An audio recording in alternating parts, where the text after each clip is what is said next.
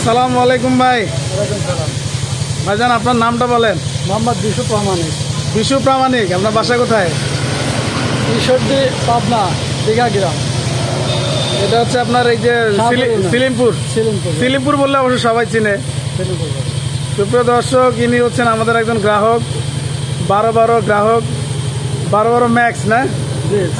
তো ভাই আর একটা গাড়ি নিবে, এই জন্য ভাইয়ের কাছে আসছিলাম। তো ভাই আবার ক্ষেত থেকে এই যে লিচু উঠায় নিয়ে এসে দিল আমরা খাওয়ার জন্য। ওই ক্ষেত মানে বাগান, লিচু বাগান থেকে লিচু নিয়ে আসছে। অনেক সুস্বাদু লিচু আমি খেয়ে দেখলাম কয়েকটা। হ্যাঁ, তো আপনারা আসলে এই ভাইয়ের কাছে আসলে লিচু খেতে পারবেন। ভাই আপনার বাগানগুলো কোথায় লিচুর?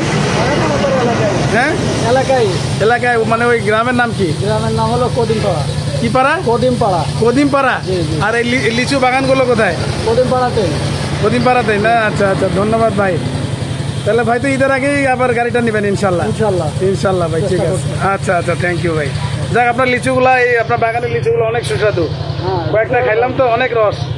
মানে ঈশ্বরদীর লিচু যে এত ভালো এটা আমার জানা ছিল না। এটা কি লিচু ভাই? এটা বোম্বাই। ওইটা বোম্বাই লিচু। লিচু তো অনেক রস, তো অনেক মিষ্টি। মানে আমরা এতদিন জানতাম যে শুধু আপনার দিনাজপুরের লিচুই ভালো। তো ঈশ্বরদীর লিচু খাওয়ার পরে তো আমার ধারণা পাল্টে গেছে ভাই। ঈশ্বরদীর লিচু অনেক ভালো। আমি বেশ কয়েকটা বাগানে গিয়ে খাইছি, আমার অনেক গ্রাহক খাওয়াইছে, অনেক ভালো লাগছে লিচুগুলো। ঠিক আছে ভাইজান, আপনাকে অনেক ধন্যবাদ। আমার দর্শকের উদ্দেশ্যে কিছু বলবেন? বলা লিচুর এই বছরে মানে ফলন সেই আকারে আমরা পাই না। আচ্ছা আচ্ছা, দুর্যোগ গেছে দুইটা, দুর্যোগ। তো লিচু আপনার এবার কেমন ব্যবসা করলেন? হয়তো যাক আল্লাহ, তারপরও ওই যে মানুষ বলে যে রাখে আল্লাহ না রেখে। এখন একটা বিষয়, এই লিচুগুলো কি আপনার ঢাকায় পাঠান? তো এগুলো কিরকম এখন রেট চলতেছে?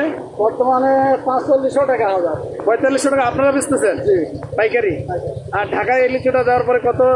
6000-এ বিক্রি হবে নাকি? 6000 হবে না, একটু কম হবে, 5.5 এরকম। আপনারা 4.5 বেচতেছেন? আচ্ছা ভাই, থ্যাংক ইউ ভাই, আপনাকে অনেক ধন্যবাদ।